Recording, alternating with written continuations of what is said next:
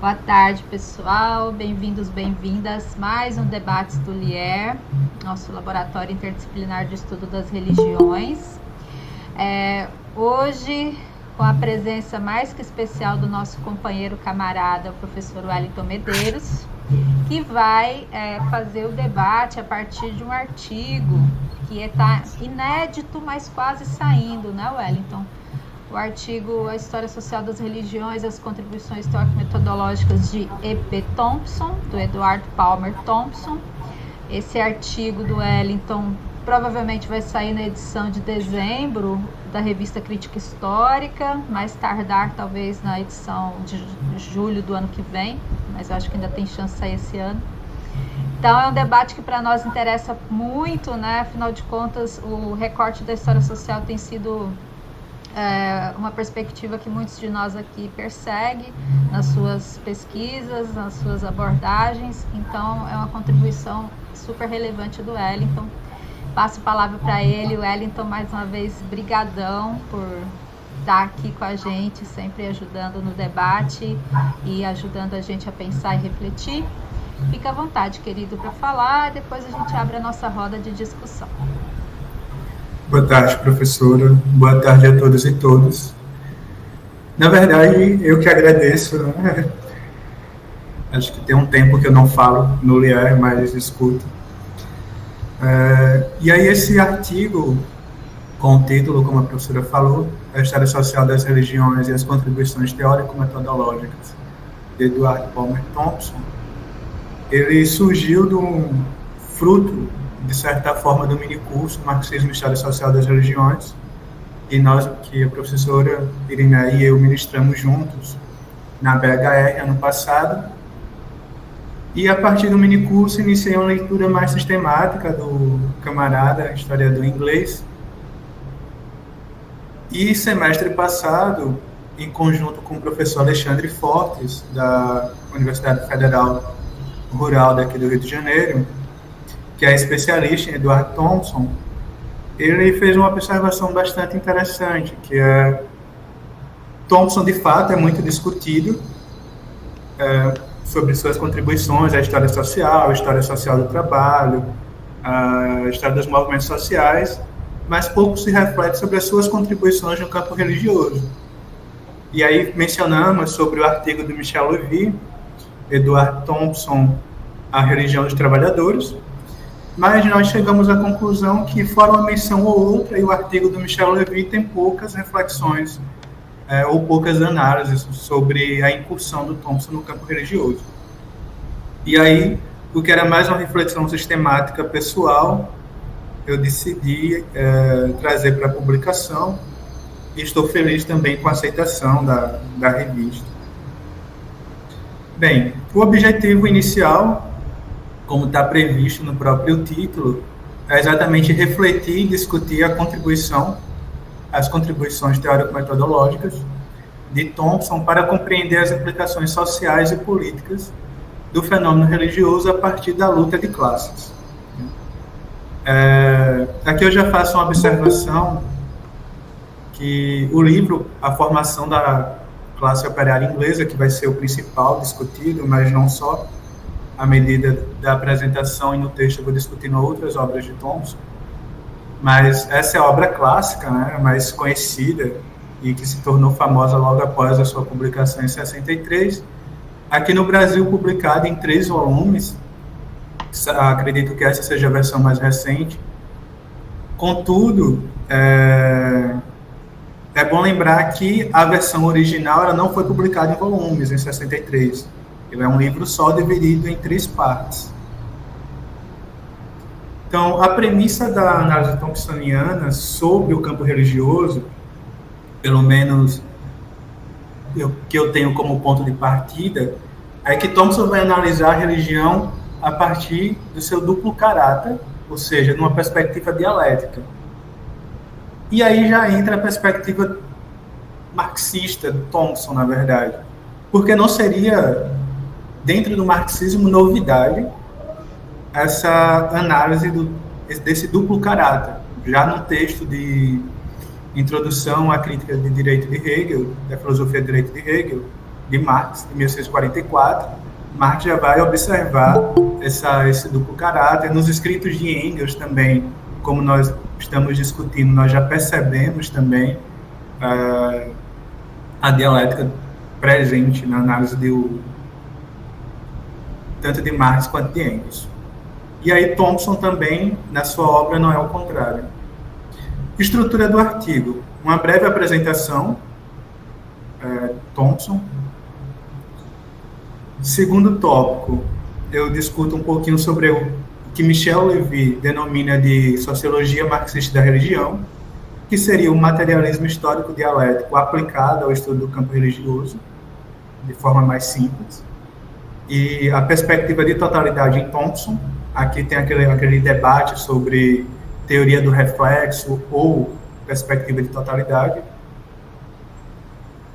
E por último, que eu diria que é o que mais nos interessa, talvez, embora esse segundo tópico eu goste bastante também, é religião e luta de classes em Thompson. E aí onde Thompson apresenta as contribuições do movimento da dissidência ao movimento operário e o metodismo, que também tem sua contribuição na formação do movimento operário em fins do século XVIII e XIX, mas que tem principalmente uma perspectiva de ideologia da classe dominante e disciplinamento da classe trabalhadora nesse período. Então, a religião aí aparecendo nessa perspectiva, seja de contribuição à formação do movimento operário e, ao mesmo tempo, como disciplinadora desse movimento. Sobre Thompson, eu tentarei ser breve, porque acho que nós já conhecemos bastante do camarada, desde a graduação vamos sempre falando sobre ele, até porque, como bem lembra Eric Hobsbawm e Christopher Hill, ele é o historiador britânico mais conhecido fora da Inglaterra, então acho que é uma das frases mais mencionadas. Thompson ele nasceu em Oxford a 3 de fevereiro de 24 e faleceu em 93. É interessante porque Thompson só vai ser reconhecido na Academia Britânica em 92, um ano antes do seu falecimento, sendo que internacionalmente ele já está sendo reconhecido e nos anos 80, acredito que aqui no Brasil, principalmente a partir dos anos 80, ele já está sendo reivindicado como algumas mudanças no campo historiográfico. Mas no campo britânico, inclusive ele irá fazer alguma crítica ao que ele chama de historiografia ortodoxa oficial. E aí ele vai elencar algumas 4 tendências. Seria o marxismo estruturalista, o qual ele vai confrontar duramente. Inclusive tem, além do texto que iremos discutir aqui, as peculiaridades dos ingleses, tem a Miséria da Teoria, um planetário de erros, onde ele trava uma crítica ferrenha a Louis Althusser, e as peculiaridades a Perry Anderson, a que ele também classifica conectada ao marxismo ortodoxo.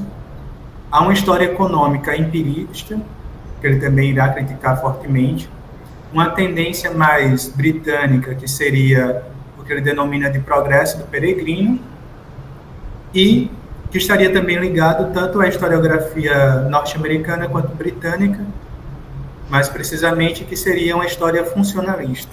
Então ele vai criticar essas 4 tendências e irá fazer uma outra proposta a partir aí da historicização da experiência. Acho que isso aqui já dá para ter uma noção um pouquinho de como ele vai analisar o fenômeno religioso. Bem, Thompson, como eu falei, é marxista, mas não apenas militante, ele não apenas no sentido historiográfico, mas também militante. Ele foi militante do Partido Comunista Britânico até 56. Ele vai sair do partido por um duplo motivo. Geralmente lembra-se a invasão da Hungria pelas tropas soviéticas, mas é bom frisar também que em 56 ocorreu o 20º Congresso do PC, da União Soviética, onde Khrushchev, que substituiu Stalin, num discurso secreto, vai apresentar ali as deportações, os expurgos, limitações a liberdades impostas pelo regime stalinista. Só quem participou do Congresso, na verdade, os delegados e presidentes e vice-presidentes de partido ficaram, a princípio, sabendo disso, mas alguns meses depois acaba os outros militantes, inclusive Thompson, e também vai sair na mídia, enfim. Então, acredito que esse também foi um elemento importante para Thompson sair do partido e fundar, junto com outros militantes, a New Left, ou seja, a nova esquerda na Inglaterra, né? O que ele vai chamar de socialismo humanista. Então, sobre a sua grande obra, ou a sua obra clássica, né, que é a formação da classe operária inglesa, funda aí o que nós denominamos de História Vista de Baixo, ou o que ele chamou de História Vista de Baixo. Ele também tem um artigo sobre isso, e com uma citação clássica do prefácio, onde demonstra essa percepção que seria uma história a partir dos trabalhadores, ou a partir desse, como ele diz, resgatar o pobre tecelão de malhas, o meeiro ludita, o tecelão do obsoleto tear manual, o artesão tópico e mesmo iludido seguidor de Joanna Southcott, dos imensos ares superiores da condescendência da posteridade. É interessante, porque já que no prefácio nós observamos a presença do fenômeno religioso, que é quando ele menciona aqui a profetisa metodista ou ex-metodista, porque ela vai romper com o metodismo, Joanna Southcott. Bem, nessa obra, acredito que o que se destaca bastante, ou principalmente o que é mais lembrado, é a noção de experiência, onde a partir desse conceito-chave, dessa chave analítica, Thompson vai tentar resolver a questão da determinação econômica versus a agência humana dentro da historiografia marxista. Bem, feito essa apresentação, que talvez não tenha sido tão breve, tentarei ser um pouco mais sucinto, nós partimos para o segundo tópico da apresentação ou do artigo, que é a chamada Sociologia Marxista da Religião, assim denominada por Michel Levy. E, no decorrer, a sua perspectiva de totalidade em Thompson. Bem, eu parto da discussão do texto da historiadora Jacqueline Ehrman, História das Religiões e Religiosidades, que é um texto de 97, da coletânea também clássica, Domínios da História, onde ela faz uma apresentação sobre a história das religiões, ou da religião, como disciplina específica, né? Perpassando, ela faz um recorte ali de fins do século XIX,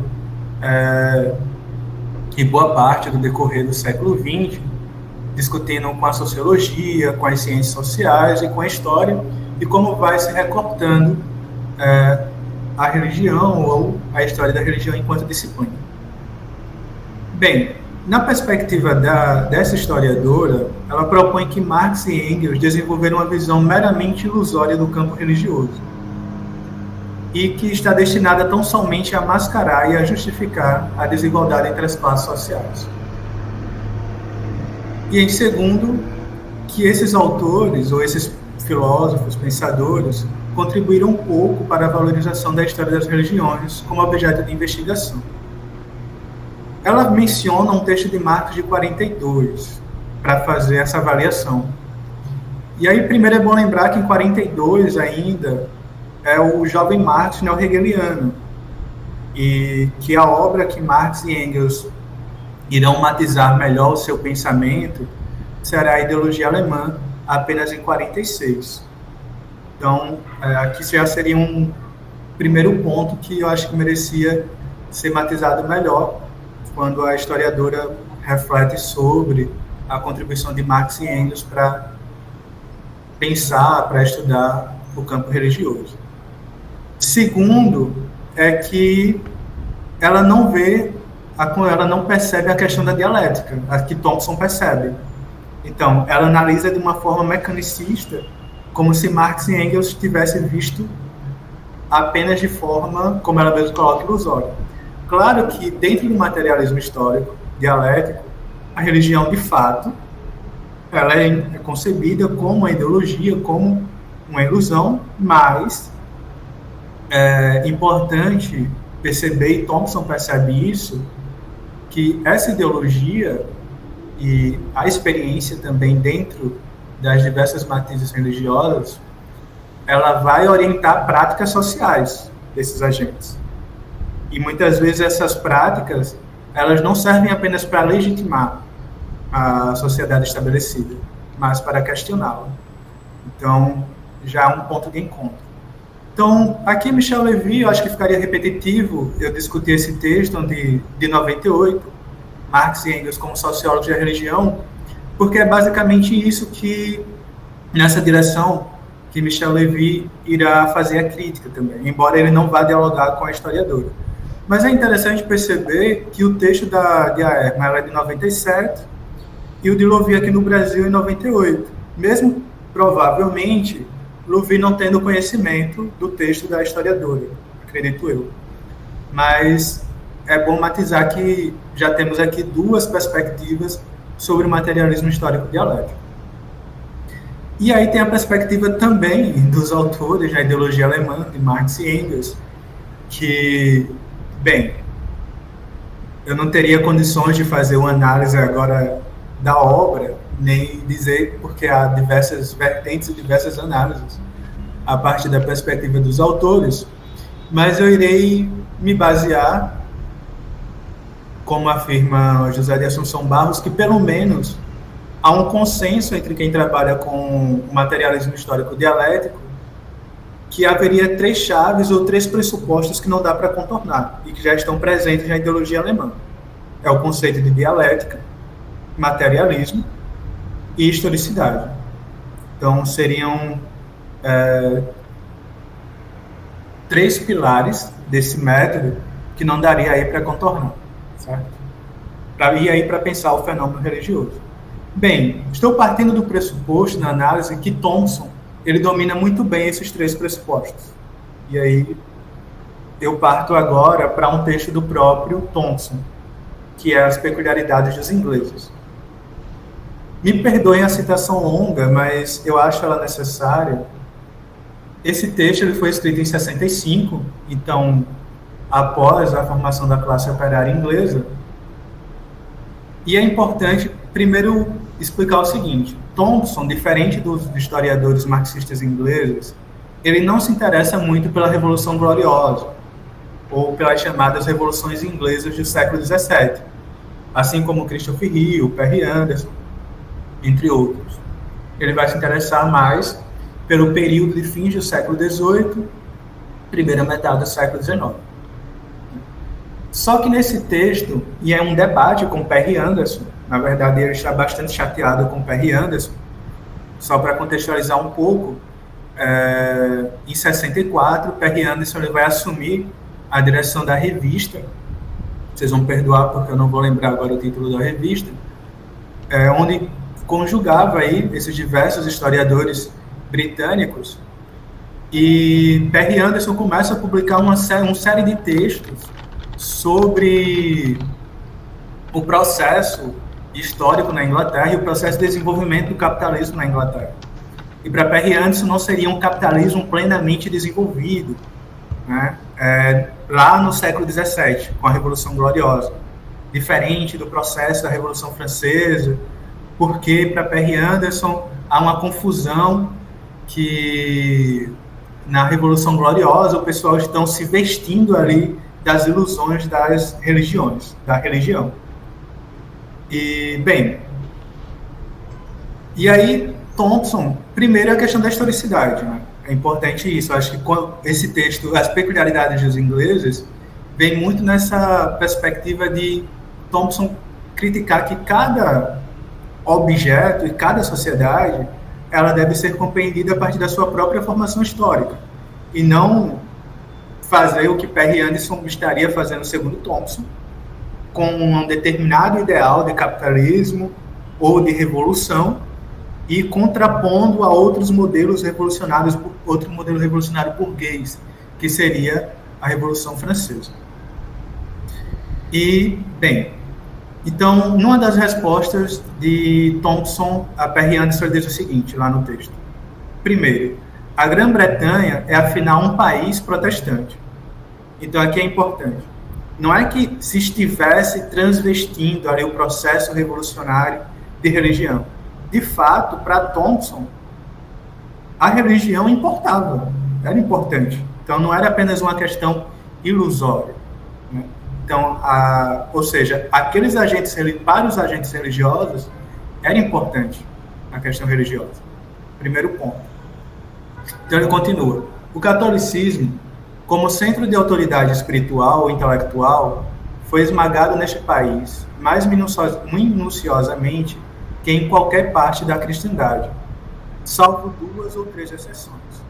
Mas ainda, o foi não por uma ideologia religiosa rival, com sua própria autoridade, disciplina e teologia bem estruturada, mas pela decomposição comparativa de qualquer centro de autoridade.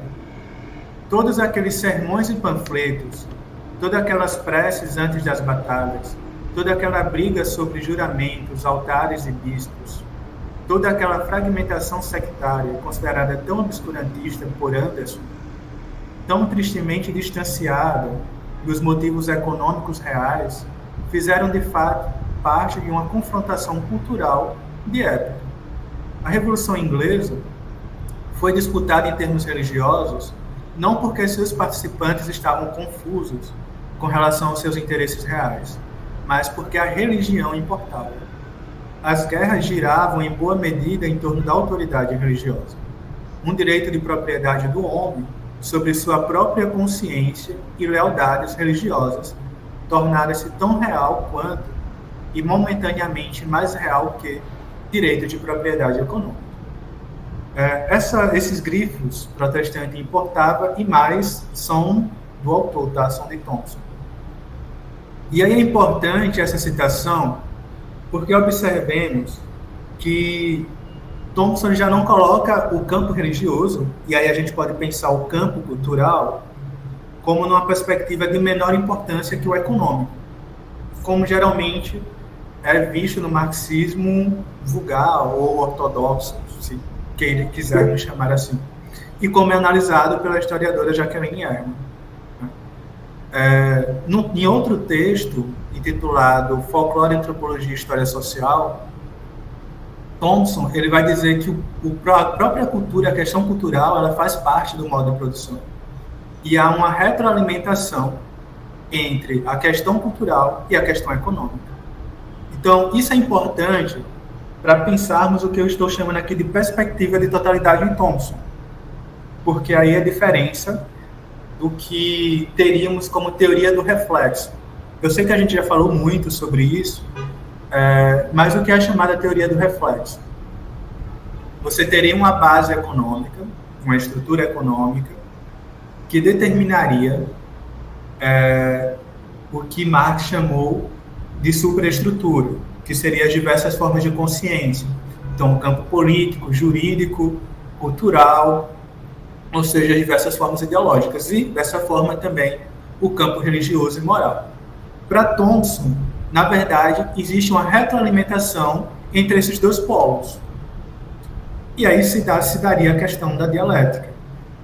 Então, não estariam separados, na verdade, mas o campo cultural e, junto com ele também, a questão religiosa, estariam dialogando e um interferindo no outro.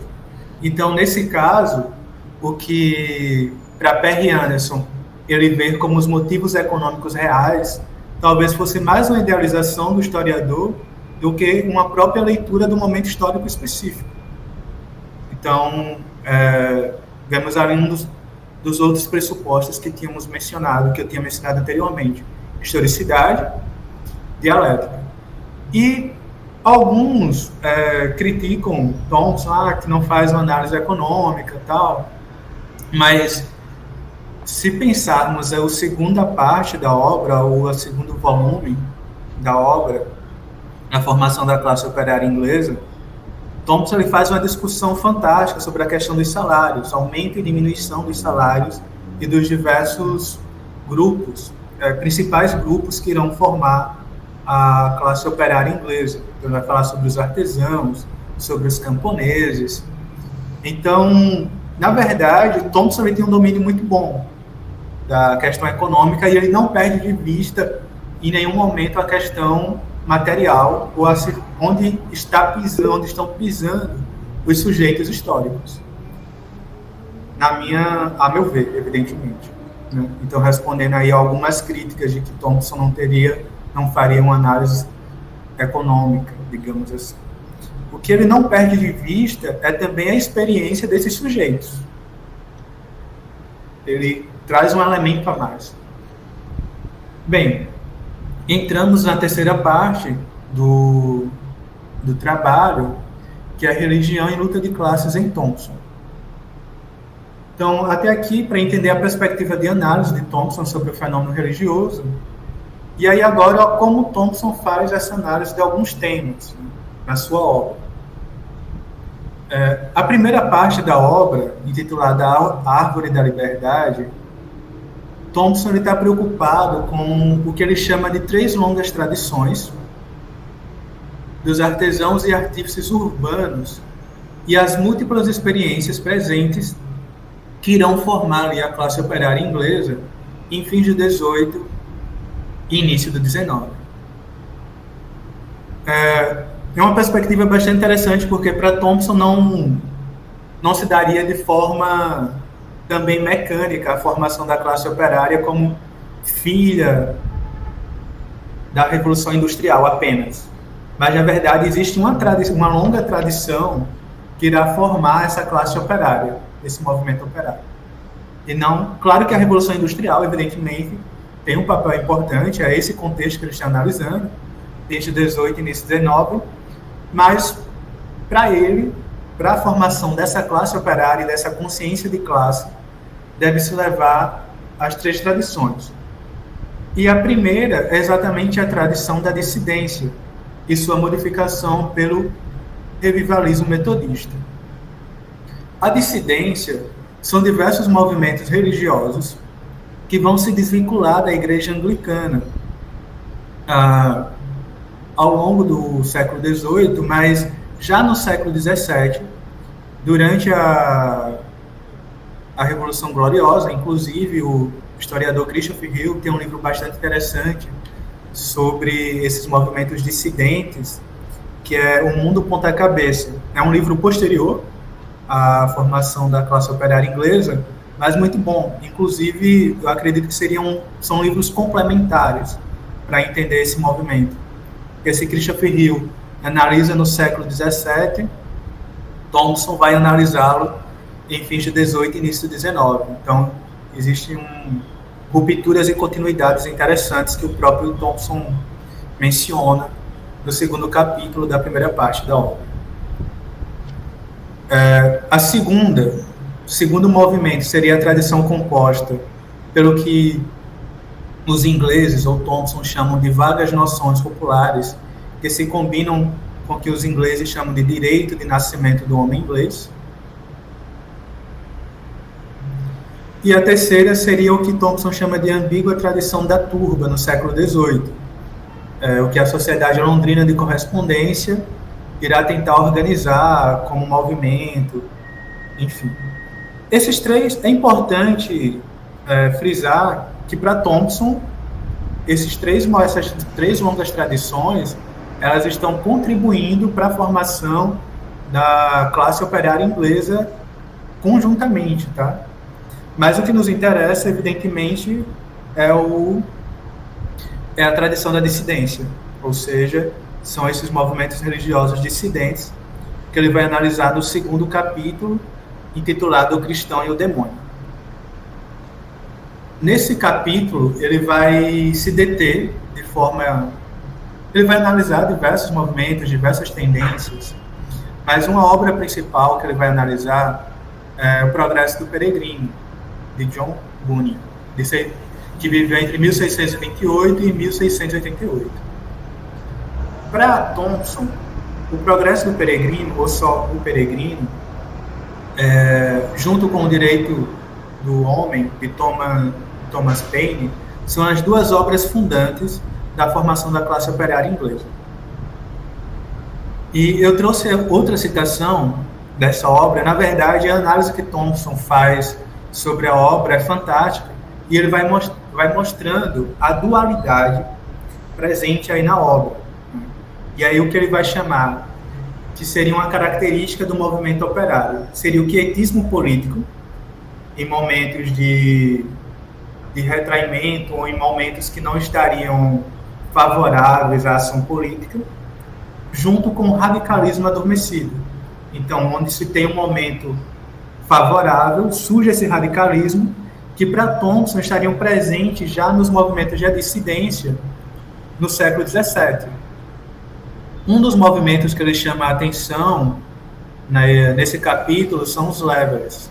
Eu não sei se a pronúncia está correta, mas para facilitar, eu acho que to lever, que é do verbo nivelar, que aí, se a gente fizéssemos a tradução, seriam os niveladores, que defendiam nivelar, ou seja, acabar com a desigualdade social.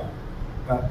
Então, para Thompson, essa característica da classe operária inglesa no século XIX, que seria marcada aí por um quietismo político em certo momento, em outros momentos pelo radicalismo adormecido, seria característica, ou seria uma expressão, digamos assim, desse movimento da dissidência, fruto desse movimento da dissidência. Vou ler a citação. Então, citação da análise, ou melhor, da obra O Peregrino. Quando o contexto é favorável e surgem agitações de massa, evidenciam-se melhor as energias ativas da tradição. Então, Thompson diz: o cristão luta contra o demônio no mundo real. Então, enfrenta-se o Estado, muitas vezes, enfrenta a classe dominante aqui no mundo real. Em tempos de derrota e apatia da massa, o quietismo ascende, reforçando o fatalismo dos pobres.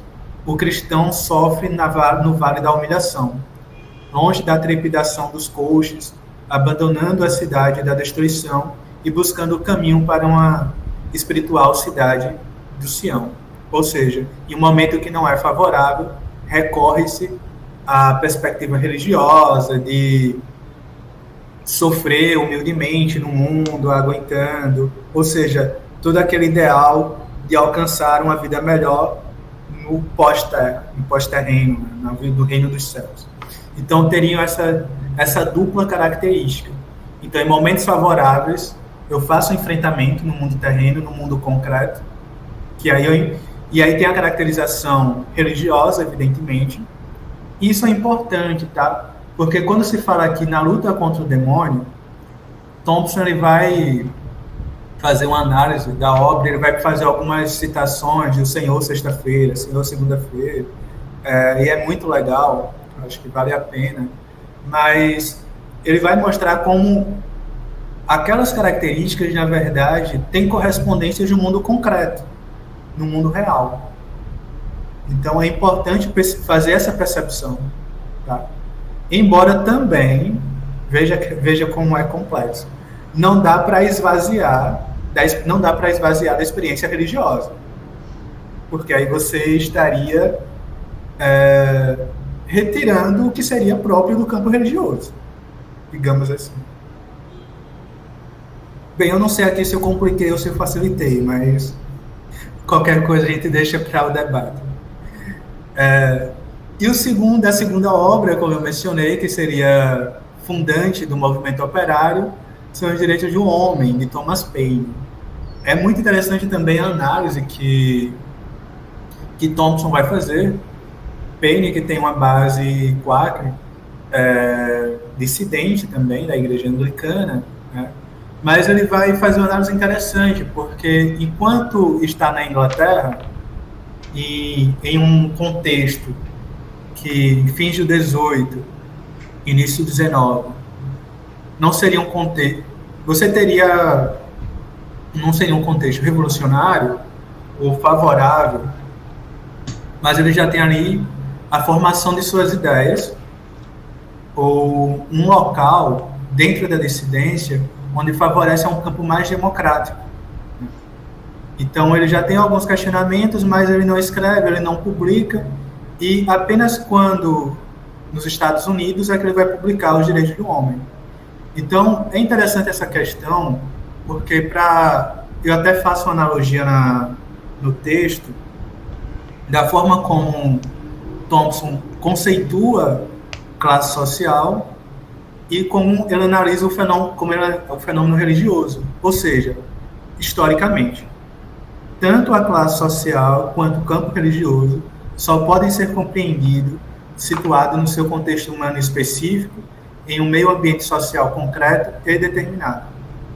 Se não faz esse recorte, e aí às vezes eu penso que nesses últimos meses, lendo mais Thompson e os seus comentadores, eu concordo com o Alexandre Fortes que muitas vezes se pega o conceito de Thompson, de classe, e muitas vezes faz o que ele disse que não é para fazer, que é pegar o conceito e aplicar sem analisar historicamente aqueles grupos, aqueles sujeitos na sua determinado contexto específico, seja de sociedade, seja de período.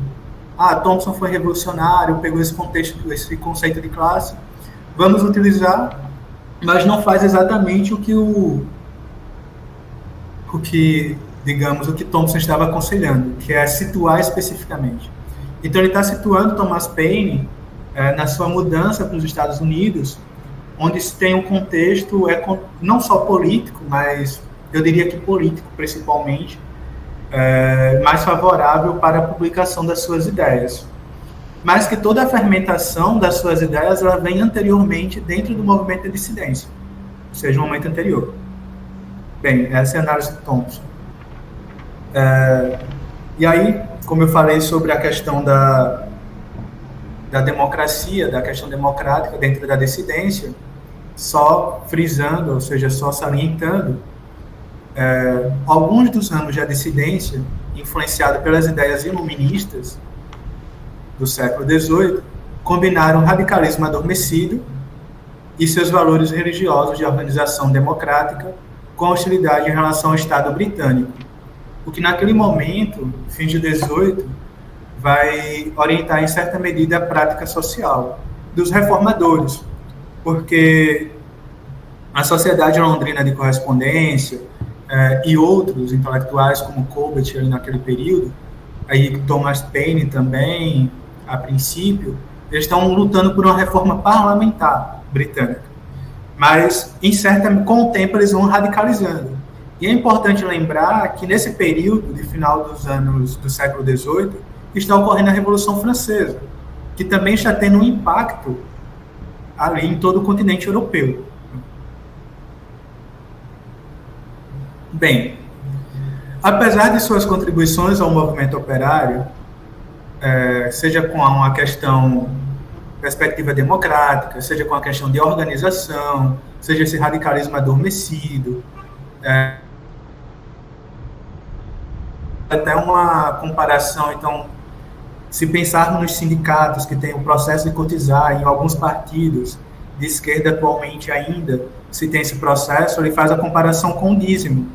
Então, era uma característica desses movimentos religiosos, a questão do dízimo, a questão desse processo organizacional, dessa característica democrática. E ele vai fazer esse link, essa analogia, que assim como os primeiros sindicatos ingleses, vai ter esse processo também de cotizar para, na hora da greve, ter uma permanência maior, poder dar uma seguridade aos operários. Então, isso teria uma característica também aí, fruto do movimento religioso dissidente. Tá? Contudo, tem um problema, que a dissidência acabou se tornando distante de pouca atração popular por dois motivos, segundo Thompson. Primeiro, tinha uma tendência para o humanitarismo racional e uma pregação muito refinada, distante da realidade do povo, né? Do que ele vai chamar, ou do que os metodistas denominavam na época, dos pobres de Cristo. E aí ele vai utilizar muito na obra esse termo. E segundo, é a perspectiva calvinista do rígido eleito, né? E que está presente ali também na religião dominante, anglicana. Então, essa questão da eleição, mas especialmente do calvinismo, desculpa. Essa questão da eleição. E onde você ficaria mais segregado aquele grupo religioso, onde você teria que se casar até mesmo com membros da congregação, enfim. Contudo, os batistas e os metodistas, eles vão romper essa barreira e vão chegar mais próximos, vão chegar mais rápido, digamos assim, às camadas populares. E os primeiros serão os metodistas. E a chave para isso, segundo Thompson, é principalmente com a máxima de John Wesley, que é fundador do metodismo, ou da igreja metodista, onde ele diz que a única coisa a fazer é salvar almas. Então haveria ali uma igualdade espiritual. Só que aí tem um problema. Thompson diz que, ao perceber essa igualdade espiritual, não tardaria para que eles chegassem a perceber também uma igualdade de classe. Então, haveria também uma contribuição nesse sentido ao movimento operário. Se somos iguais espiritualmente, então também podemos lutar por uma igualdade de classe. Mas, enfim, o que interessa é que John Wesley consegue romper com essa questão do rígido eleito e chegar às classes populares. Então, se até aqui nós falamos de contribuição ao movimento operário, então seria em que, em alguns momentos, chega até mesmo uma radicalização, como Thomas Paine, até assumindo características revolucionárias.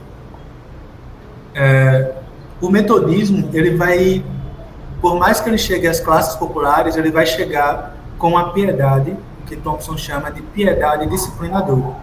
E aí ele vai trabalhar mais sobre isso na segunda parte da obra, no capítulo O Poder Transformador da Cruz. Então, Thompson ele diz que até 1794, o metodismo ele ainda assumia algumas características democráticas. Mas, pós-95, ele vai avançar mais precisamente sobre o operariado e com uma perspectiva mais disciplinadora.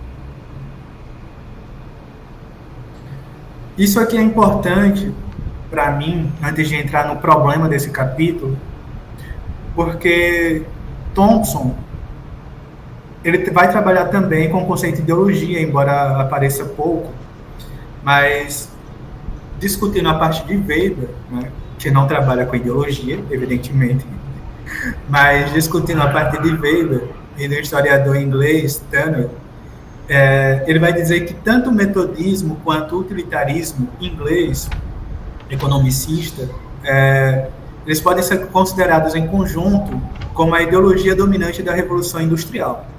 Isso por quê? Exatamente por essa piedade disciplinadora. Ele vai até falar sobre uma obra que ele vai analisar, que também foi analisada por Marx e por Engels, no Capital, que é a filosofia da manufatura, salvo engano. Acho que o título é esse, de Andrew Urey. Onde ele vai dizer que a religião seria o mais benéfico para os industriais, né? Por quê? Porque ela vai disciplinar os trabalhadores. Esses trabalhadores que não tinham esse hábito de um viés econômico, de ganhar mais, né? Então, Weber vai chamar de tradicionalista, que seria aquela perspectiva pré-capitalista. Ou seja, eu trabalho para minha subsistência. Eu não trabalho para lucrar ou ganhar dinheiro, é apenas para a subsistência. Então, é a religião que vai ter essa função disciplinadora.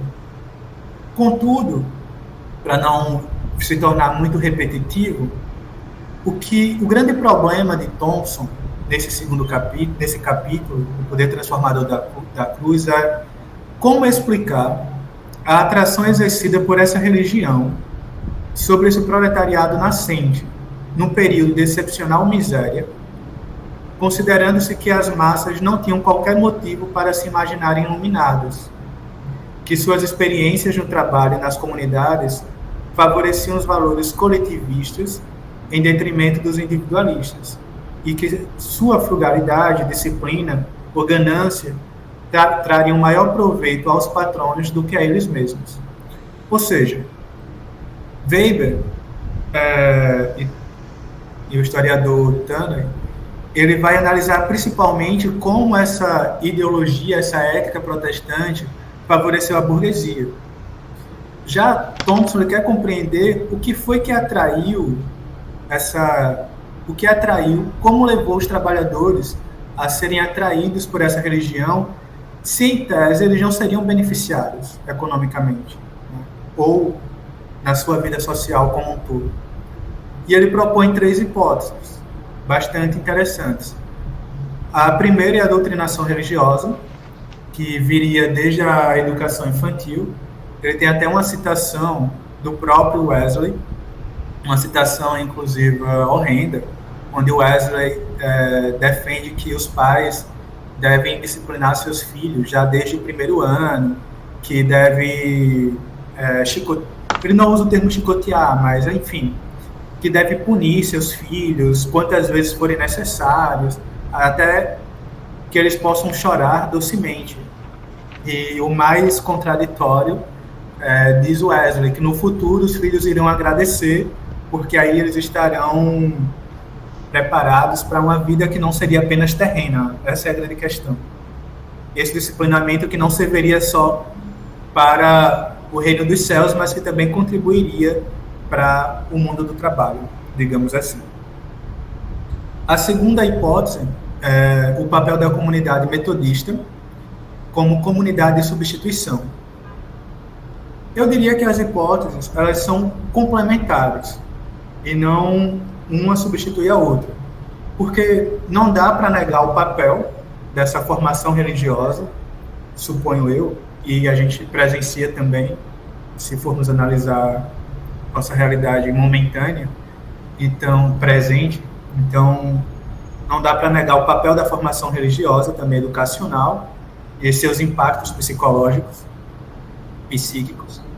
Mas a comunidade de substituição, ela é muito mais interessante, essa hipótese, porque Thompson ele vai analisar a questão vamos pensar o êxodo rural que está ocorrendo ali no processo da Revolução Industrial, chegando na cidade. Então, esses trabalhadores, artesãos, camponeses, eles estão perdendo ali muito das suas características comunitárias, das suas vivências em grupo. E essa comunidade metodista, essa comunidade religiosa, ela pode substituir aquelas experiências e dar um sentido a esse novo grupo, onde eles estariam, ele vai até utilizar o termo desraigados da sua realidade, ou da sua realidade anterior. Então ele encontra uma nova comunidade, né? É interessante também que essa nova comunidade pode desenvolver também, entre esses religiosos, uma solidariedade de classe. E aqui eu lembro muito de Otto Maduro, quando ele defende que quem compartilha uma religião não compartilha apenas a questão espiritual, mas você compartilha também a questão de produção e reprodução das suas vivências sociais concretas. Então, acredito que dialoga bastante com essa hipótese de Thompson. E, por último, talvez a mais polêmica, o milenarismo, ou o que ele denomina de quiliasma do desespero. Quiliasma é um sinônimo para milenarismo, e essa é bastante interessante. Ele vai propor uma tipologia para 2 formas de milenarismo. Um que seria o milenarismo autêntico, que seria um milenarismo de tendência revolucionária, e o outro que seria o milenarismo do desespero, que, segundo ele, corresponde a um fervor desespiritualizado. E aí, como exemplo, ele vai trazer o que teria atraído mais pessoas na época, segundo ele, em torno de 100 mil pessoas estariam em torno da profetisa Joanna Soscott. Ele fala que teriam pessoas também da burguesia, da nobreza, mas principalmente operários. Era formada principalmente por operários. A hipótese de Thompson que em um momento... Primeiro, fazendo uma observação, tá? Joanna Soscott já é uma dissidente do metodismo. Já seria um movimento dissidente da Igreja Anglicana. Então, é importante deixar claro isso aí. Contudo, segundo Thompson, haveria dentro do metodismo uma própria cerne milenarista, que é o que ele vai chamar de frenesi. Então, seria essa religião mais voltada para a questão não só do evangelismo, mas para a musicalidade, seria mais expressivo, digamos assim, na falta de uma palavra melhor. Mas o que Thompson vai chamar de frenesi. Enfim. E aí, o revolucionário, o milenarismo autêntico seria um milenarismo de tendência revolucionária, onde vai falar, pode ser na vinda de Cristo, mas nesses 1000 anos de um reino dos céus na terra, de igualdade, de prosperidade. Já o milenarismo do desespero seria um milenarismo onde você não tem um enfrentamento da desigualdade social, onde você não prega a igualdade, mas você tem apenas esse frenesi e apenas uma preocupação individualista com a sua salvação. Então essa seria a diferença entre os dois. E que surgiria num contexto não favorável à transformação social. E vai surgir principalmente aí no pós-95, que é no momento que está se dando a contra-revolução, não só na França, mas em todo o continente europeu. Para finalizar, ele vai, na verdade, na primeira parte da obra já, ele propõe um diálogo com o historiador Norman Cohn, com o seu livro A Busca do Milênio. E ele faz uma crítica, porque, embora o historiador tenha uma contribuição a discutir a questão do milenarismo, ele vai pensar o milenarismo em termos de desajuste e paranoia. Enquanto para Thompson, e aqui também eu trago Christopher Hill, mas enquanto para Thompson, deve se perguntar por que esse milenarismo ele ocorre em determinados momentos, e em determinadas situações específicas, e em determinadas sociedades. Então, mesmo que seja um desajuste, mesmo que seja uma paranoia, o que para Thompson necessariamente não é, porque esse desajuste, essa paranoia ocorre em circunstâncias históricas específicas, em circunstâncias econômicas específicas. Então, Norman Cohn não dá conta de responder a isso. Bem, Thompson levanta o questionamento, ele também não responde. E aí eu trago Christopher Hill, porque Christopher Hill,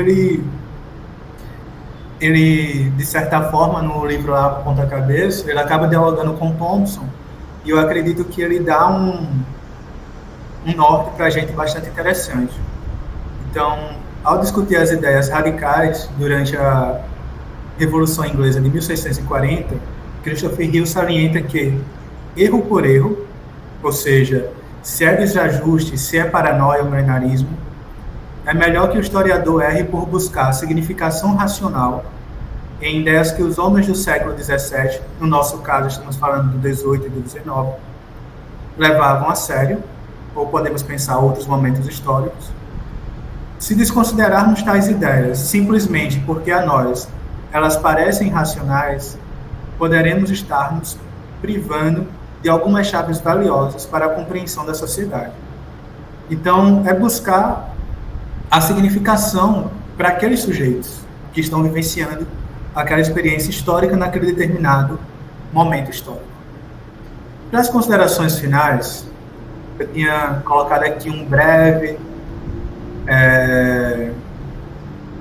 breve trajetória da história social, surgiu se consolidando ali nos anos 60, passando pelas tendências dos análises e pela anglo-saxônica, tendência mais marxista, e com a contribuição de Thompson com a historicização da experiência, onde vai se tornar mais predominante a partir dos 80.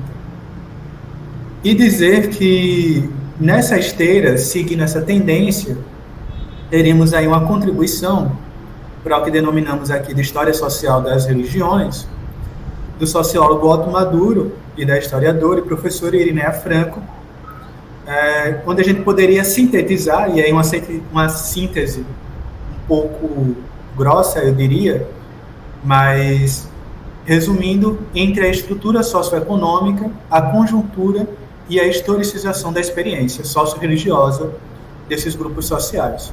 Tá? E Thompson, a meu ver, ele faz isso de forma brilhante e nos dá algumas chaves, alguns temas para pensarmos, que vai para além da sua obra, que pode também nos ajudar a aplicar em nossas pesquisas.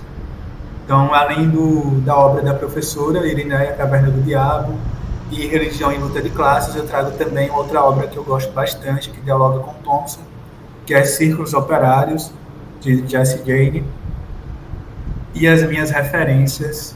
Obrigado à paciência de todos. Certamente extrapolei meu tempo. Que isso, querido. Nós agradecemos. Foi uma aula muito, muito bom. E aí a gente tem agora um tempo para conversar e espero que a galera tenha conseguido ler também o artigo, né? Para fazer a nossa crítica do artigo. Então fiquem à vontade, pessoal. Quem quiser levantar já a mãozinha, abram as câmeras, quem puder, os microfones. Vamos dialogar, vamos aproveitar. Quem começa?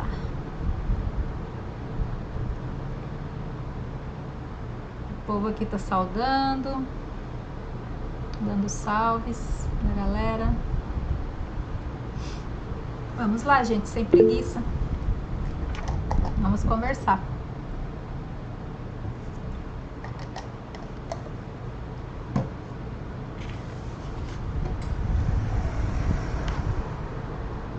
Bem, Wellington, para variar, né, enquanto o povo organiza aí as ideias, eu vou começar já a conversar contigo. E assim, a gente vai trabalhando aos pouquinhos, né? A gente tem trabalhado aí já há um tempo no grupo, vamos avançando nos nossos passinhos humildes de formiguinha, nosso trabalho de formiguinha mais constante.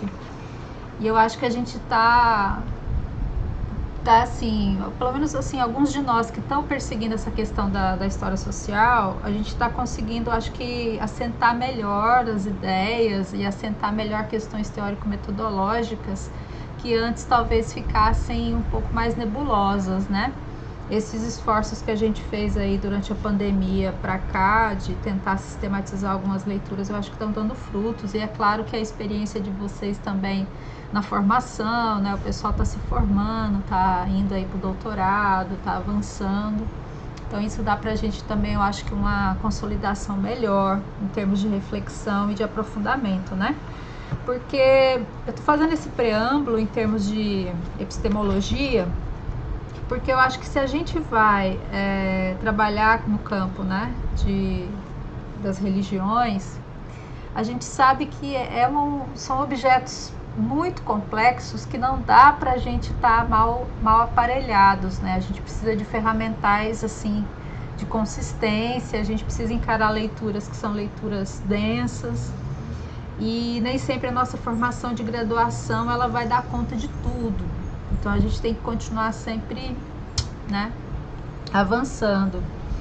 E aí eu fico observando aí as trajetórias de vocês e o Wellington, e hoje, né, especialmente, fico super contente, orgulhosa de estar cada vez mais se apropriando de um debate mais denso, né, e fazendo sínteses que são super, super úteis, super pertinentes para a gente. Nós precisamos desse tipo de síntese, que não que sejam finais, né, definitivas, são olhares, são recortes de perspectiva que o Wellington faz de uma leitura crítica que ele estabeleceu, de um debate que ele estabeleceu com os autores, que nos ajuda a pensar as possibilidades de aplicar esse debate nas nossas pesquisas individuais. Então, assim, eu vou falar um pouco a partir do que eu estava refletindo, porque, por exemplo, eu deixei o Wellington na mão, total, com essa reflexão sistematizada. Eu não consegui, depois do nosso mini curso, fazer aquilo que eu havia me comprometido com ele de fazer, que era tentar sistematizar as ideias, escrever um texto, para a gente poder publicar, né? E o Wellington está fazendo essa tarefa, ele está sistematizando isso. Então, eu tenho que agradecer demais, porque realmente eu não sei quando é que eu vou conseguir fazer isso. Mas quando eu fico pensando nas possibilidades de aplicação do Thompson, em especial nas pesquisas individuais nossas, nas pesquisas coletivas, como, por exemplo, lá no grupo de História e Ditadura, eu só vejo a potencialidade que tem. Porque um dos elementos aí, gente, vocês estão vendo que eu estou falando bastante, eu vou depois passar aí a palavra, mas é porque eu estou refletindo, né? Então é para isso que serve o grupo, né? A gente tem que estar refletindo, conversando junto. Porque muitos dos problemas que a gente tem, por exemplo, às vezes, em entender os processos históricos, trabalhando com indivíduos e coletivos, é exatamente de lidar com esses elementos que partem de uma perspectiva religiosa, de uma ideologia que seja, de uma concepção de um mundo teológica, e a experiência concreta das pessoas em sociedade. É sempre esses momentos em que a gente entra em tilt. Cada um aqui, acho que observar, quando está trabalhando com as suas fontes, trabalhando com os seus sujeitos, normalmente é os momentos que entra em tilt, né? Quer dizer, a diferença entre práticas, discursos, representações, aquilo que os homens dizem de si e aquilo que eles fazem, né? Toda essa discussão que vem aí de muito longe. E então, assim, o que eu queria que o Wellington pudesse comentar mais é essa questão metodológica, a questão teórico-metodológica mesmo. Então, quer dizer, como você, Wellington, está pegando o Thompson, a partir dessa reflexão que você fez das possibilidades do Thompson contribuir para o estudo do campo religioso, e como que você está pensando isso na sua tese de doutorado? Você está aplicando isso na sua tese de doutorado? Você está vendo as possibilidades de fazer isso? E aí, se você puder falar um pouquinho mais para a gente, porque a sua experiência vai ajudar a gente a comparar e ver se a gente se aproxima ou se distancia dessa perspectiva nas nossas pesquisas individuais, tá? Então, eu fiz aí todo um preâmbulozão, né? Que era para dar tempo aí da galera aí pensando. O Marney já levantou a mãozinha. Podemos passar a palavra para o Marney, né, Wellington, antes de responder? Pode falar, Marney.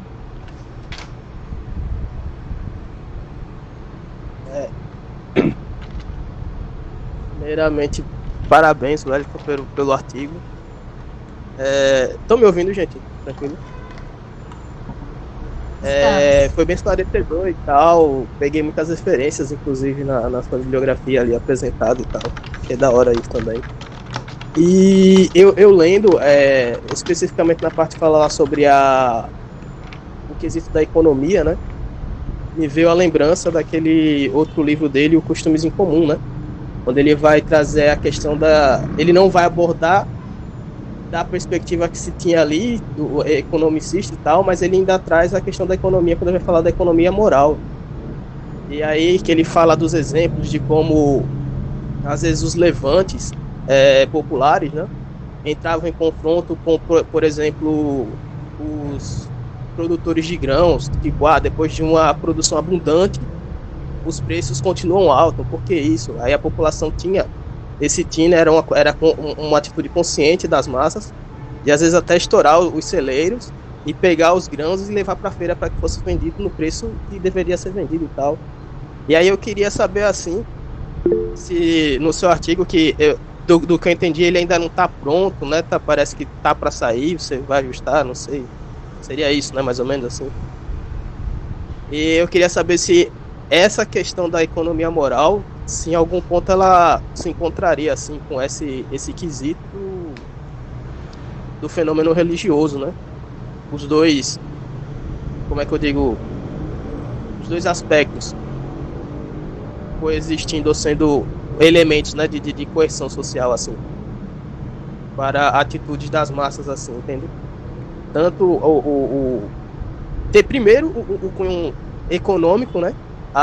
Tá impossível viver nas condições que a gente tá aqui, os preços lá em cima e tal, mas aparecer também, assim, essa questão religiosa, né? Também como sendo mais um componente de liga ali, social.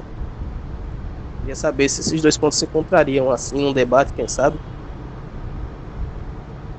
Se você pretende abordar, né, em possíveis encontros entre esses dois conceitos que eu achei bem interessantes. Massa, Marlon, obrigada. Pode, fica à vontade, querido. Primeiro, na verdade, obrigado a todas e todos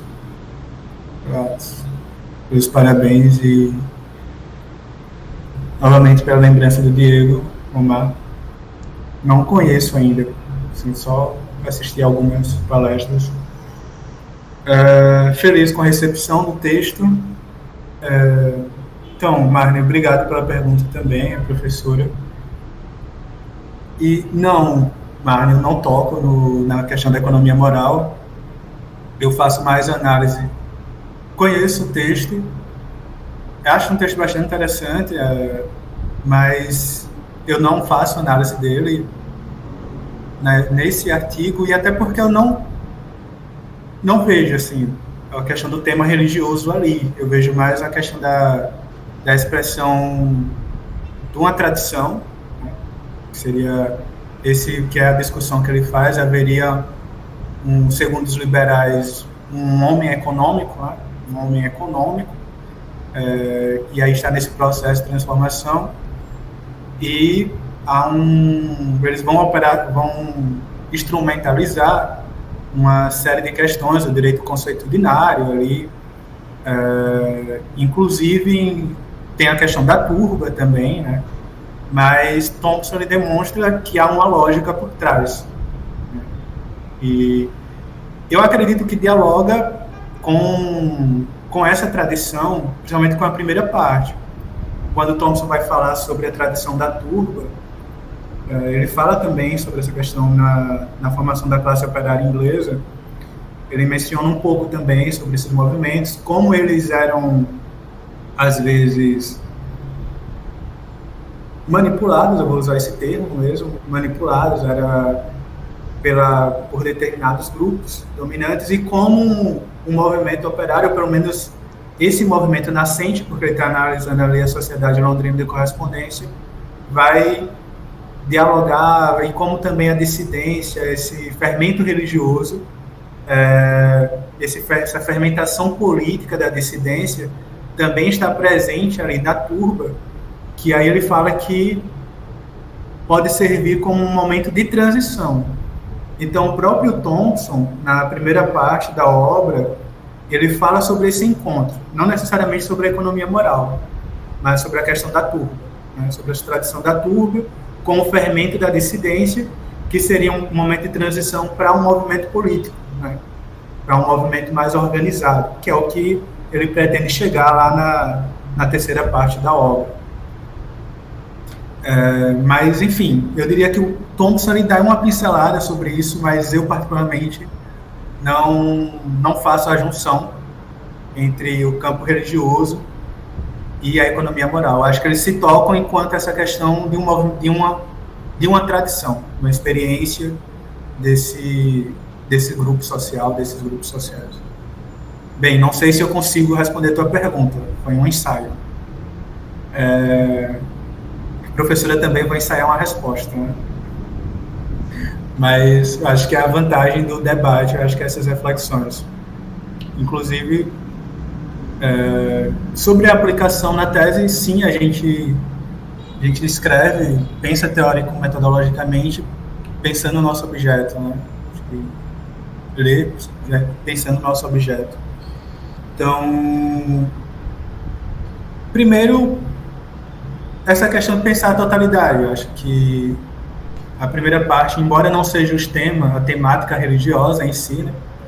E aí seria a segunda parte do artigo, Mas essa perspectiva de totalidade presente em Thompson, pelo menos que eu percebo e acredito que outros autores também percebem, seria um elemento teórico-metodológico importante, porque, novamente, eu não, como bem frisou o Marne em outro texto aí sobre economia moral, Thompson em nenhum momento ele perde a questão econômica de vista. E o primeiro e o segundo capítulo da segunda parte da formação da classe operária inglesa são muito densos e muito difíceis, porque ele vai falar sobre a questão, ele vai fazer uma discussão sobre a questão do salário, o aumento e a diminuição dos preços e do salário, e ele vai fazer também uma discussão com uma tendência liberal, com a tendência liberal clássica e com a tendência pós ali dos anos 50. E a perspectiva também vai dialogar com Hobsbawm, né? O Hobsbawm também escreve sobre isso. Então, e outra coisa, a libra esterlina não funciona em números decimais. Então, para nós tem esse problema também de compreensão.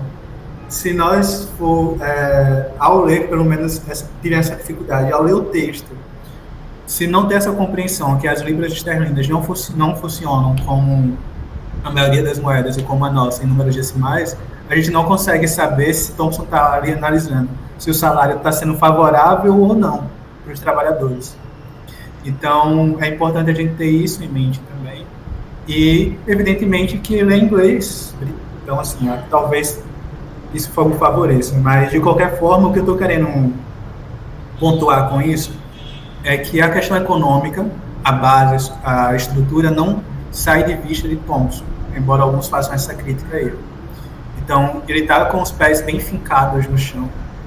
E um debate, ele vai ali dialogar com Engels também, né, um livro que sobre a situação da classe operária inglesa, a situação da classe operária na Inglaterra. Então, que inclusive é o livro que vai chamar a atenção do Marx, o artigo na época. Então, Thompson também vai dialogar com esse material. Então, ele tem em vista essa questão socioeconômica, é isso que eu estou querendo chamar a atenção, mas ele também está analisando a experiência desses indivíduos e como esses indivíduos veem a realidade e como tais experiências orientam a sua prática. É muito interessante porque dizer que a ideologia o metodismo e o utilitarismo é a ideologia da Revolução Industrial não é suficiente para Thompson. Embora para muitos historiadores marxistas, eu acho que poderia resolver o problema ali. Houve um disciplinamento, ele já avançou mais do que a análise de Weber, a ética protestante, e está resolvido. Só que para ele quer entender como atrai os trabalhadores, ou seja, como funciona. Beleza, realmente, é uma ideologia, favorece a classe dominante, não há dúvida, mas pensemos no conceito de comunidade de substituição. A comunidade de substituição favorece só a classe dominante? Então, para mim, me parece um conceito que não é um conceito que pode ser aplicado não só para aquele período histórico. Eu estava pensando nas comunidades eclesiais de base, professor. As SEBs também não funcionaram, em certa medida, como uma comunidade de substituição, em alguns momentos, se a gente pensar. No mestrado falei muito sobre a questão do êxodo rural. Agora, trabalhando com o MEB, novamente eu vou pegar o período de 50, que é o processo do nacional desenvolvimentismo. E você tem, com esse projeto nacional de desenvolver o Nordeste, e que tem até econômicos como Celso Furtado, que uma perspectiva desenvolvimentista, crítica, né, ligada à perspectiva do capitalismo, a teoria da dependência, mas que a gente sabe que vai trazer também consequências negativas, que só serão percebidas posteriormente. E esses movimentos religiosos, pelo menos eu estou pensando nos meus, né? Estou pensando nas SEBs, estou pensando no MEB. Em certas medidas, essas associações que são desenvolvidas ali, associações de mães pelo MEB, não funciona como uma comunidade de substituição? Então, eu penso que sim. Eu acredito que é um conceito que eu posso utilizar e que traria essa questão. Um outro elemento é essa formação. Essa formação que é dada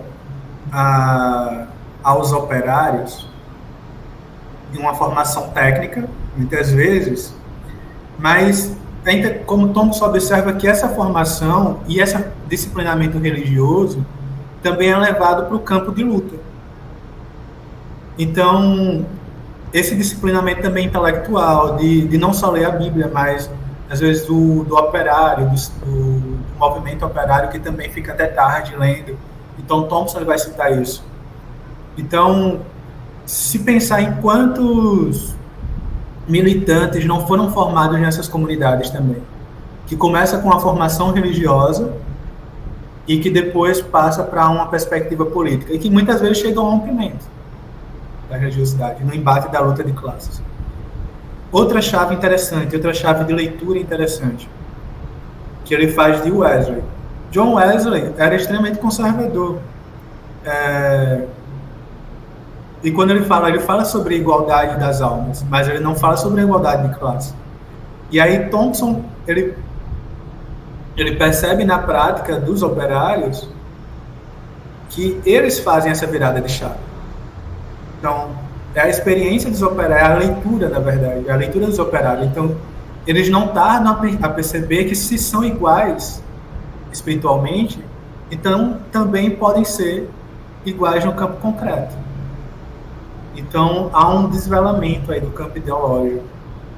Então, John Wesley, ao tirar essa questão do rígido eleito, ele também dá uma contribuição sem querer ao movimento operário. Então, eu acredito que também ficar atento a essas nuances. Acho que essas nuances que aparecem nos nossos objetos religiosos e que podem ser, que dialogam com a realidade concreta. Posso ficar só num campo? Eu até comentei com a professora, e aí eu vou compartilhar com vocês um dos meus dilemas.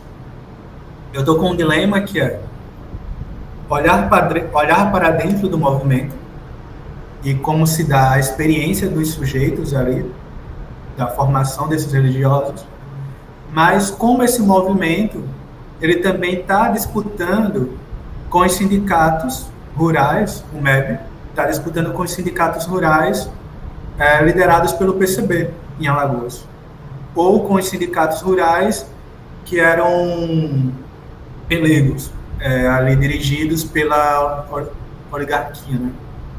Ainda hoje, a oligarquia canavieira em Alagoas. Enfim, então veja, há que olhar essas duas. Pelo menos eu tenho esses dois problemas. Eu poderia fazer o recorte e olhar só para o MEB internamente, posso.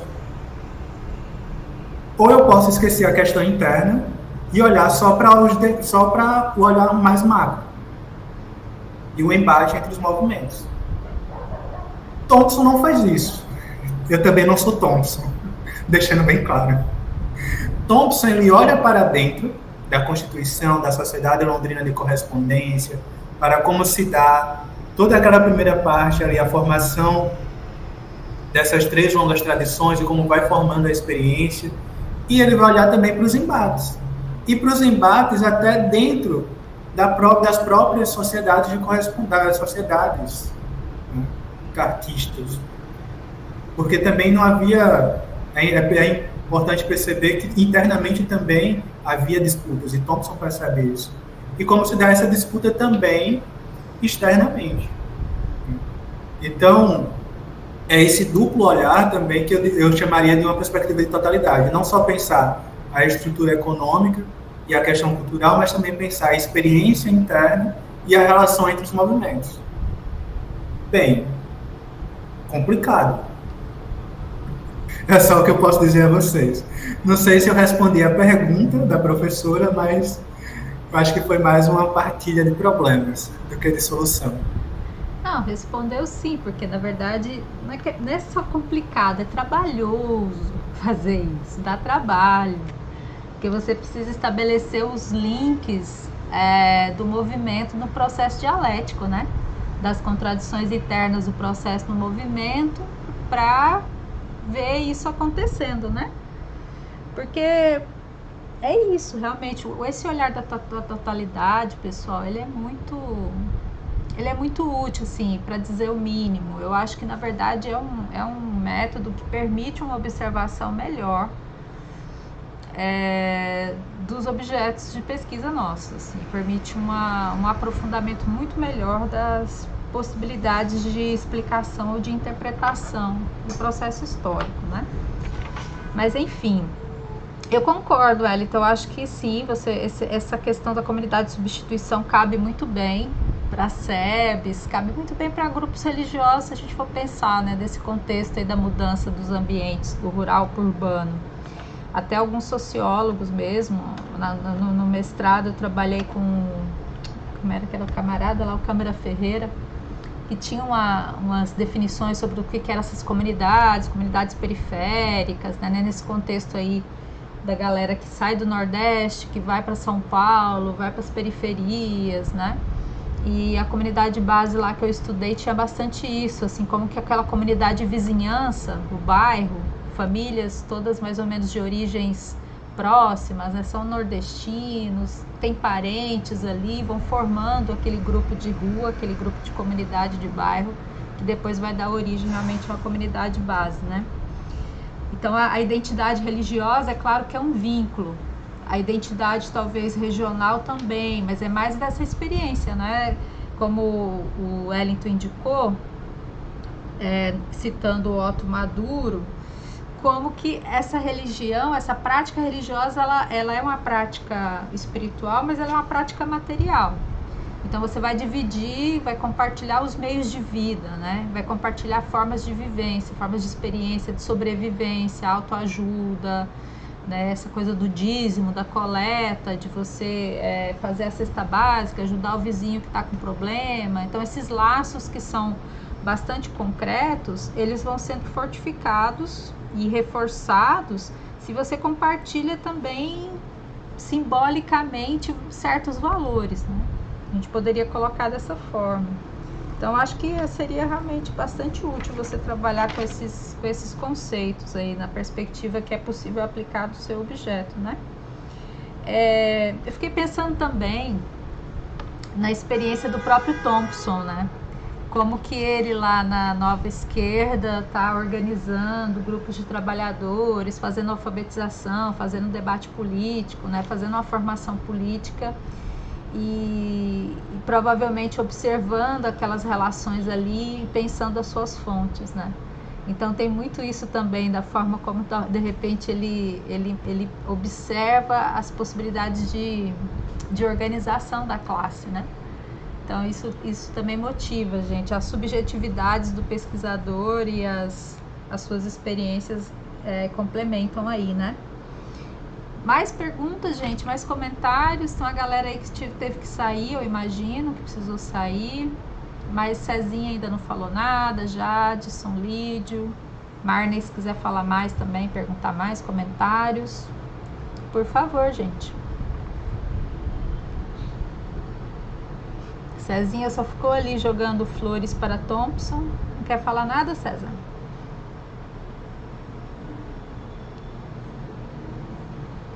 Bem, não sei, cadê ele? Se foi no banheiro. Jadson, Lídio. Dei uma palhinha aí pra nós. Ai, meu Deus, pode parar de frescura. Fala aí pra frente. Fala em on, não em off.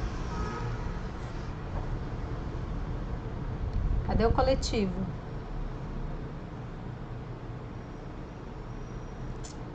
Oi, eu. Gente, é assim, eu me acordei um pouco arriado, então desconsidere a minha... Se cuida, então, meu filho. não, só foi... eu acho que foi a mudança de tempo, né? Aí, então, como eu disse, né? como eu fui leitor beta do artigo, né, do ensaio, então o que eu tinha para falar eu já falei. Então praticamente eu vou estar repetindo aqui o que eu já tinha falado para ele. Eu particularmente, eu sou muito suspeito para falar, né, primeiramente porque eu sou quase um fanboy do Thompson, né.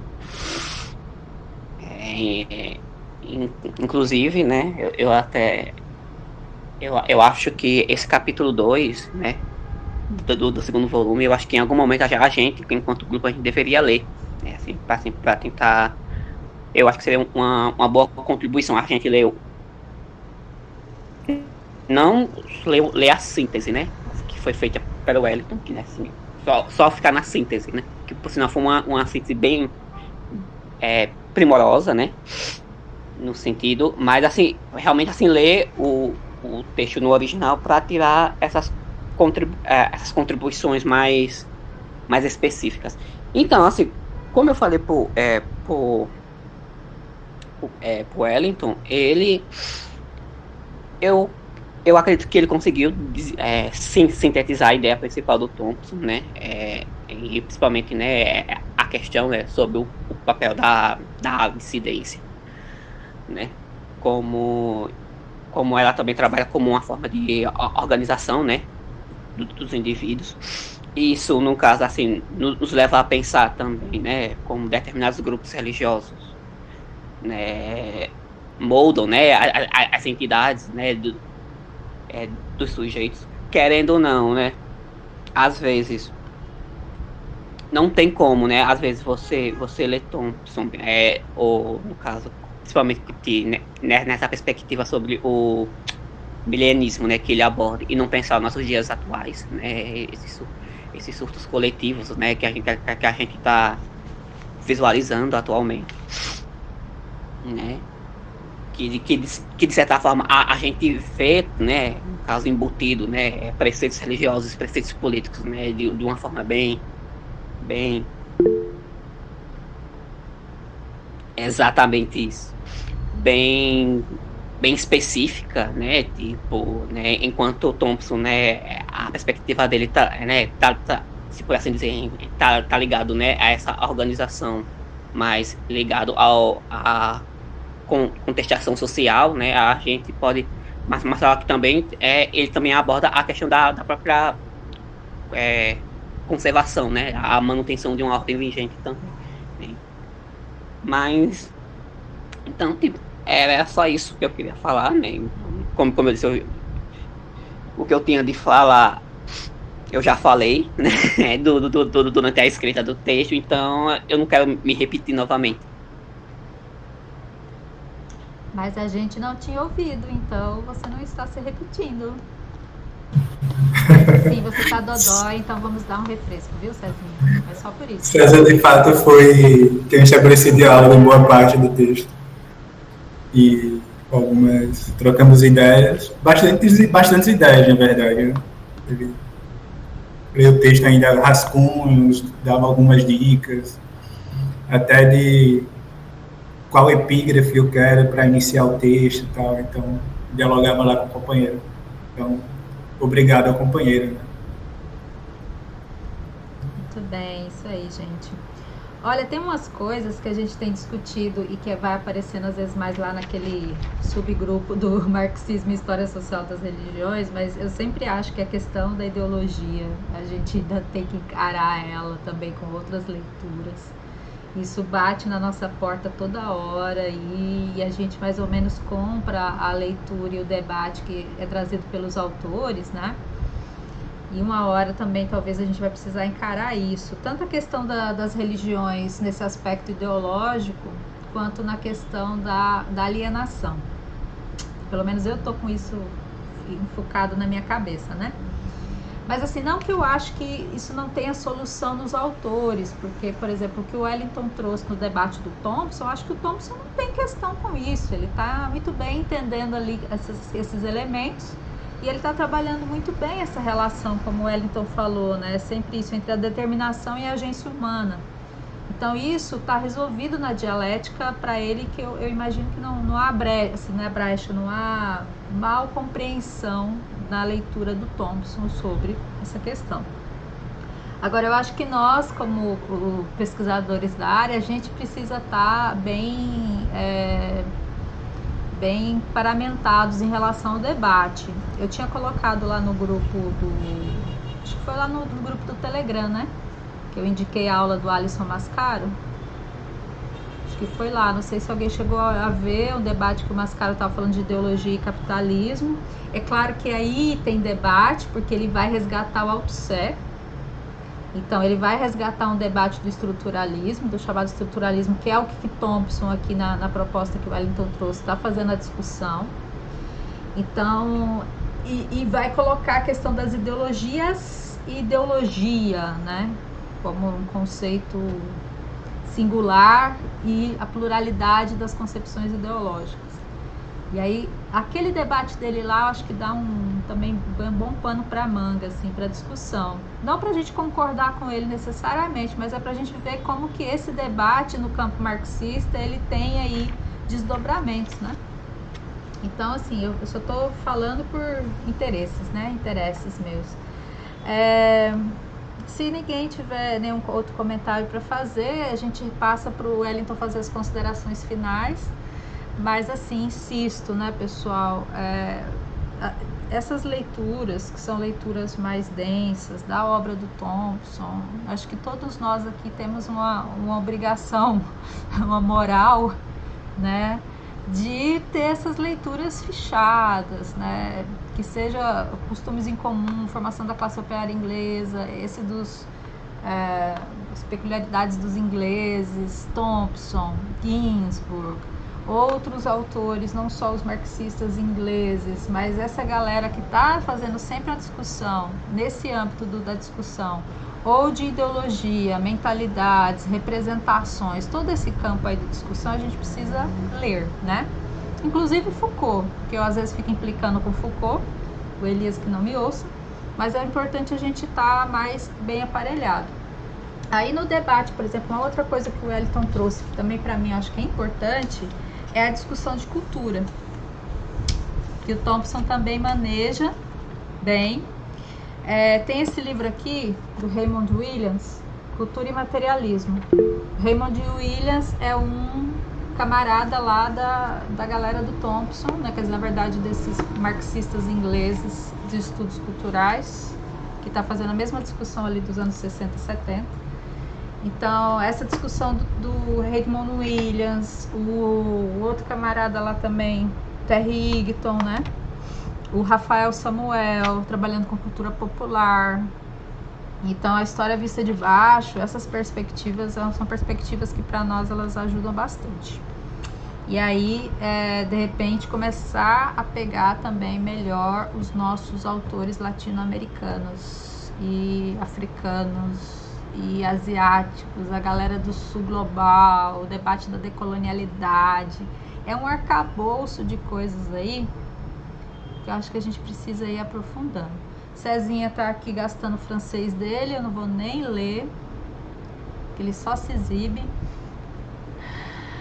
Mas é isso. Mais algum comentário, gente? Lídio, Jadson, Marney? Não? Então, passar para o professor Wellington, agradecendo mais uma vez, Wellington, muitíssimo obrigada, querido. Deixe aí suas considerações finais, considerações para outros momentos também, que a gente vai conseguir ir trabalhando juntos. Fica à vontade, querido. Agradeço a oportunidade de discussão. Pelo debate, eu acho que o LIAR, 10 anos que a gente vem nisso, eu às vezes, devido ao trabalho, apareço, mas de fato é fundamental para a minha formação, e acho que a camaradagem também que a gente desenvolve durante a escrita, porque por mais que a gente fale que a escrita é solitária, a gente sempre tem um processo de troca, como tem com o companheiro César, como eu sempre recorro à professora Irineia também. Então, agradeço bastante. Eu acho que esse coletivo é importante nesse sentido. E aí eu acredito que esse material ele é precisamente fruto também desse coletivo, porque ele surge o nosso mini curso, e aí eu vou fazendo a leitura, e depois a gente vem para cá apresentar, discutir. Então é uma construção contínua, na verdade, né? Então, gratidão pelo Lier, pelo pessoal que escutou pacientemente, falando por quase 1 hora. Pensei que seria só uns 40 minutos. Obrigado, gente. Obrigada, meu anjo, que nada. Isso aqui vai longe, é que o povo tá aí meio gripadinhos e meio quietinhos. Mas valeu, pessoal, obrigada. Então vou parar aqui a gravação e aqueles que puderem aguardarem um segundinho, a gente faz os nossos despachos semanais e mensais. Até logo.